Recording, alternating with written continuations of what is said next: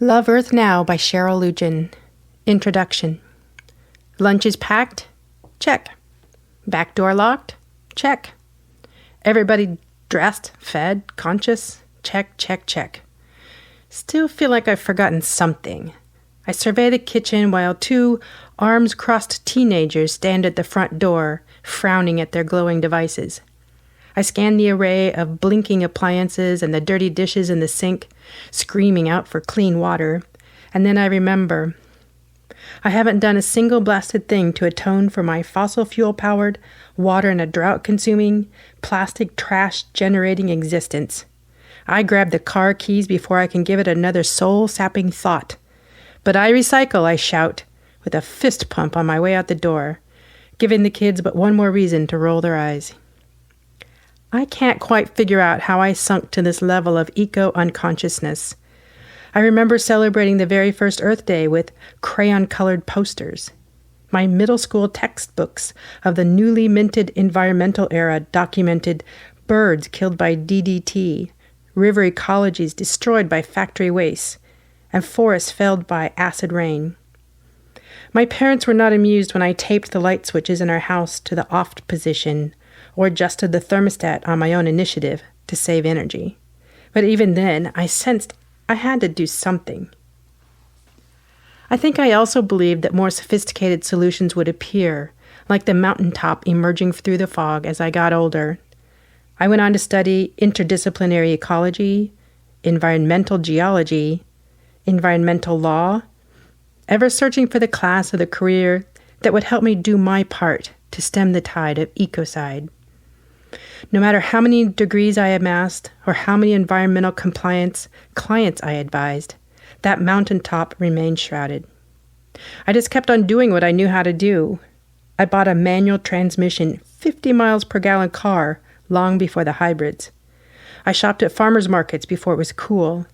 I took empty bottles to the recycling center before curbside pickup, and I carried reusable shopping bags before it was the thing. It all felt as effective as putting Band-Aids on gushing head wounds. More and more rainforest clear-cut, denuding land that once consumed carbon dioxide and produced precious oxygen. More and more oil spilled on land and sea, decimating sea life, mangroves, coral reefs. More and more ice sheets and glaciers melted, sinking entire islands in the rising seas. No hope in sight, I succumbed to a myriad of ready distractions, from sitcoms to shoe sales to sangria. Do anything to tune out the anguish of witnessing the escalating assault on our beautiful planet home. Then came the day I found myself driving my car to the store 4 blocks away because I was too lazy to carry a couple of bags of groceries up the hill, sending banana peels out in black plastic bags because I didn't want to deal with the mess of composting. Buying winter blueberries flown in from who knows where without a thought for the fossil fuel burned just to get them to me. Ordering fast food kids' meals with a free prize without a thought for the underpaid slaves working in faraway chemical-spewing plants because it kept the toddlers quiet. Sometimes I'd catch a glimpse of that determined student staring back at me in the mirror. I know she'd punch the cell out me in the face, if only she weren't such a pacifist. I wanted to convince her that I had tried, that the hurdles became insurmountable, that the issues are so complicated, there's nothing any one person can do to make a difference. That if I opened my heart, if I started piling on those many bricks of sorrow, the weight of all the tragedies of the world would surely crush me. And then what good would I be to anyone? Most of all, I wanted to tell her it's not my fault. Blame the advertisers hell-bent on selling us more and more junk. Condemn the economists for convincing us that ever-increasing production matters more than the well-being of the natural world. Fault the fast food industry for foisting more and cheaper hamburgers on us, even if it means clear-cutting rainforests for cheap cattle grazing lands. Point the finger at the big ag companies that strong-arm farmers into using more and more chemicals that poison our land and water. Curse all the politicians who have greased the way for all of this to happen. I'd tell her all of that, if I believed that it would make either of us feel any better. Truth is, I had to admit I am the willing partner of every one of them. No one from the Department of Water and Power showed at my house and forced me to turn on the air conditioning. No one from the Starbucks Coffee Company compelled me to buy that iced tea served in a plastic cup. No one from the Exxon Mobil Corporation hijacked me into driving a mile to the store. As I struggled to straitjacket my own heart, because its storehouse of sorrow would surely destroy me if unleashed, the wisdom of the world kept seeking me out, like tendrils of sunshine piercing a dense leaf canopy. It lured me into a friend's garden sanitarium one day. A wizened therapist, the gnarled branches of a pomegranate tree exploding in crimson, summoned me. I crawled into the womb of exhausted branches sighing down to earth. As I leaned back into the trunk, a sob escaped, as my grief and guilt poured out like water from a shattered pitcher. Once emptied, I fell silent. Then I heard it. The entire tree humming like a high-voltage power line. Looking up, I discovered the source of this resonance. A swarm of bees savoring the exploding sweetness. Whereas I once would have been terrified to be so near their multitude, their bustling nearness delighted me. Those busy creatures, whose industry makes possible a good chunk of the human food supply, are dying in droves. Some say that when they're gone, we're gone. A lone hummingbird dropped in and hovered over my head, the whirring of his wings an octave lower than that of the bees. Surrounded by creatures whose work it is to extract and share the sweetness nature offers, I felt blessed. I felt forgiven. Not one of the bees chastised me for driving 2 miles to get here instead of walking. Not one of them stung me in retaliation for the decimation of its kind. Not one of them wallowed in doubt, wondering if its contribution matters. Each of them showed up to do what bees do, employing all the skills and the abilities that nature had given them. Who am I thought, a child of earth, to pull up the covers over my head, bearing all that I know how to do, when the tiniest of her critters are hard at work? I resolved to fling back the flannels, though I still had no idea what I could do to make a difference. And maybe that's just it. Maybe what the world needs now is not another mountain or another meadow, as the song goes, or even a new planet, but a willingness to know nothing at all. Drop the sword I've held ready to defend a lifetime of accumulated assumptions about what's wrong with the world and everyone and everything in it. Relinquish the hammer poised to pound the round peg of all the tragedies of the world into the square hole of, quote, what I believe, end quote. Wipe the slate clean and dare to hope again. When I packed up to leave the garden, I nearly stepped on the cracked open halves of a bird's eggshell the size of my thumbnail. Something small has hatched, I thought, as I sank to my knees to investigate. So fragile, so easily crushed, and yet tough enough to protect an embryo to maturation. If only I had a shell to protect my own tender hopes and dreams.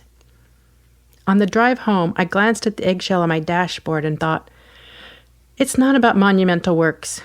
Even the smallest, the most fragile gift of creation matters to the world as much as did the tiny bird that hatched from that shell. An image of the mama bird popped in my mind, sitting on that egg, maybe going without food, weathering the cold, doing whatever it takes to protect her young until it hatched. A newfound kinship sprouted as I thought of her devotion to motherhood. Though I'm not a risk-taker by nature, I would lay myself in front of a speeding train if it meant saving one of my children.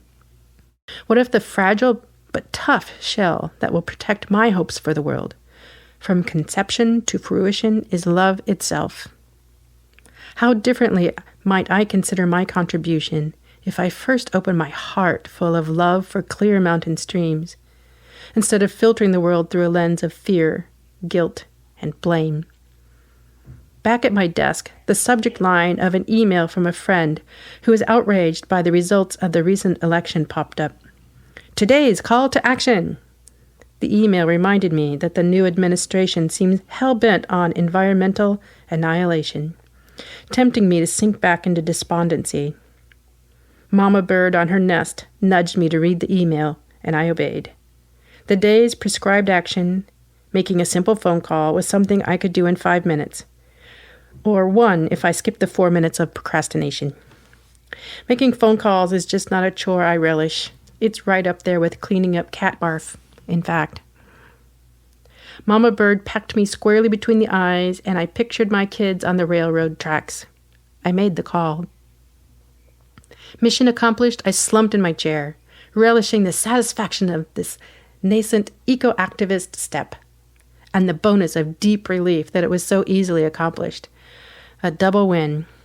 My impassioned plea may not have altered the course of history, or even the stance of the politician in question. But even if my call meant just one more tally mark on a piece of paper that never gets read, it meant all the world to how I feel. The lighter I feel, the more energy I have to answer the next call to action, which makes for a win-win-win. A film strip of that day's events plays in my mind. I'm starting to wonder whether I'd been set up, manipulated by my own heart and soul. Was it just a fluke that I went to the garden when the bees were swarming, the hummingbird was swooping, and the baby bird had just hatched? Was it a random coincidence that the call to action email, one of 100 unread messages, caught my attention just as I was wondering what in the world I can do to make a difference? Viewed from this perch, the events of this day suggest a divine orchestration, a symphony that I could not hear until I unclapped my hands from my ears, desperate to shut out the sounds of despair. That day's experiences remind me of another bee encounter, my first nudge from nature. On the first day of a year-long spiritual training, our teacher sent us outside to sit with nature. Observe, listen, feel, be. Then report back any insights. Cue the eye roll of irritation. Only the crippling grief of my mother's sudden passing drove me to embark upon this sort of program, such a sharp departure from my decades of book learning. My beloved mother departed this planet at least 2 decades before I'd planned. Nothing in all my years of education prepared me to deal with her loss. As the hand from one beloved receded, the hand from another beloved extended. Beautiful Kate invited me to join her modern-day priestess program. My heart heeded the call, even as my mind dreaded this dive into the pool of the great unknown. My conscious mind, so accustomed to being in charge, bucked at every exercise, each being designed to relax its white-knuckled grip on the controls. Meditation, kundalini yoga, prayer, shamanic breathwork. None of the practices gave my frontal cortex the starring role it felt owed. But nothing tested it more than this absurd sit-with-nature exercise. I walked for a time in silent protest of the command to sit. Finally, I landed in the lemon tree orchard, thinking to kill time by journaling about the frustration I felt. The buzz of a single bee, dancing in some undiscernible pattern, suggesting a code I could not decipher, diverted my attention. Then it alit on the blossom of a lemon tree, a flower so tiny I would not have seen it but for the bee pointing like a neon arrow. Look here.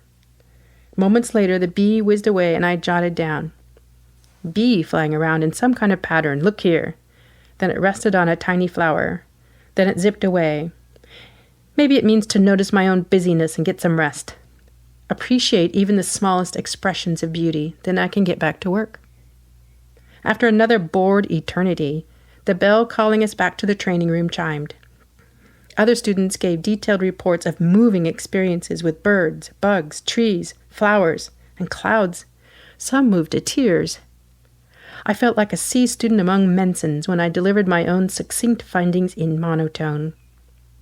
Sometime after that training ended, I complained about the irritation of those sit-with-nature practices to a classmate turned friend, Dr. Ellie. She's also a gifted acupuncturist, exclaimed, quote, "Cheryl, you're the one who would come in from those experiences and sum up the meaning of life in a couple of sentences," end quote. This landed with a thunk on my thick skull. She was exaggerating, to be sure, but I just can't pick a fight with someone sticking me with needles. Her observation validated the insights in a way that I'd never allowed before. Maybe, just maybe, a deeper wisdom exists beyond what all the science classes, the the engineering lab, and the law practice taught me. Not that I mean to discard any wisdom, however gained. There are just too many mysteries to be that selective. I whisper a plea to be guided by any available messengers to one simple act of honoring Earth a day, something that I have the time, the money, and yes, the willingness to accomplish. I vow to honor it, however it comes, be it via wily coyote or carrier pigeon. I'll wrap it in the protective shell of my love for redwood forests, clear streams, and my own children. I close this impromptu prayer with words of gratitude for the wizened pomegranate, the bees, the hummingbird, mama bird, and my own heart who inspired this journey. I pull out my planner and I write, "Love Earth Now," at the top of each page for the next week. I snap the book shut before giving the inner cynic the opportunity to sneer. Then I get in my car and drive the 1 mile to pick up the kids from school with only a smidgen of guilt. Are you wondering how to live more conscientiously without going crazy? Questioning whether there's anything that any one of us can do that will make a difference? Something that we have the time, the talents, and willingness to do? Each chapter in this book is a snapshot of my own attempts to navigate the fine line between eco-mindfulness and eco-madness. I share these stories not to demonstrate what anyone else should do. I'm barely keeping my own head above the rising because of melting ice waters. I share my own challenges out of solidarity with anyone else who is struggling to know how to help. This book is a call for each of us to honor our own hearts and souls in heeding the call to live more eco-mindfully. Because trying to do everything that the Go Green documentaries urge, the climate change experts prescribe, and the latest top 10 for the planet recommendations is my personal recipe for crazy making. There's only so much I can accomplish with the resources immediately at hand, and postponing action until some later right time means postponing peace. Trying to shoehorn myself into somebody else's eco-prescription also means ignoring the stirrings of my own heart and soul, which have their unique wisdom to impart. Heart and soul long for immediate attention, not someday when I have money for a gray water system, or time to get out to protest, but right here, right now. How do your heart and soul call for you to contribute, to live, to be? Only you can know. Each chapter concludes with a Love Earth invitation, an opportunity for you to invest 10 minutes, 5 if you're pressed for time, to discover your own calls to action. Get comfortable as best you can, right where you are, and breathe deeply before engaging with each invitation. Allow cynicism and doubt to have their moment, and then offer, "Thank you for sharing." Allow your senses to fill. Notice everything you hear, smell, feel, see, and taste, even, especially, if it seems crazy. Releasing the expectations of specific outcomes, if you will. Then entrust your eco-well-being unto the wisdom of your heart and let love guide your way. If you want support in these experiences, I'll be posting links to recorded Love Earth invitations, as well as my Not Fit for Print blog, and notices of earth-loving events on my website at www.cherylleutjen.com. We need each other now more than ever. Blessings of compassion, courage, and grace, Earth family.